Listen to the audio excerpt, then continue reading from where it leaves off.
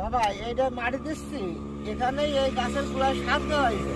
হ্যাঁ, এখন এটা মাটি দিচ্ছি, এই মাটিতে বৃষ্টির জন্যই উপকার, মানে বৃষ্টি হলে গাছটার গোড়ায় পানি দাঁড়াবে না এবং ফলন ভালো আসবে, শিকড় চারিপাশে গজায় যাবে, এই জন্যই ফলন এই গাছের শক্তি বৃদ্ধি পাবে। মানে ও যে আচ্ছা সারটা আচ্ছা। দিছি, কতটুকু লাগাইছেন? তা মনে করেন যে 2.5 বিঘা মতন। 2.5 বিঘিতে কত টাকা বিক্রি বেচা কেন হতে পারে? বিঘা প্রতি 80-90, মানে ফলন নিয়ে তো কথা। 80-90 হাজার? 80-90 হাজার আর টাকা। কি জাতের ক্ষীরা এটা? এটা জাতের ক্ষীরাই আছে, এটা 3 জাতীয় লাগাইছি।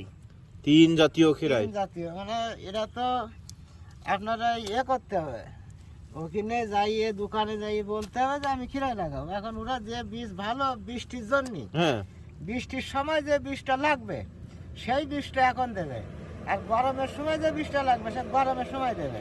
ও আচ্ছা আচ্ছা। এই জন্যই তাহলে এটা এখন বর্ষার সিজনের বীজ যেটা দিছে আপনারা? বর্ষা সিজনের বীজ, এটা এখন লাগাতে হবে, আর গরমের সময় যেটা লাগাতে হবে সেটা গরমের সময় লাগাতে হবে। ও আচ্ছা আচ্ছা। আপনি কি প্রতিটা গাছের গোড়ায় এরকম মাটি দিয়ে দিয়েছেন? হ্যাঁ, প্রতিটা গাছে প্রতিটা জমিতে এরকম মাটি দিয়ে দিছি।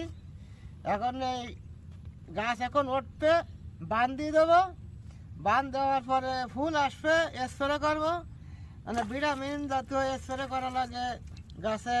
কতদিন পরে ক্ষীরায় আসবে? এই ক্ষীরাটা ফলন আসবে 40 দিনে।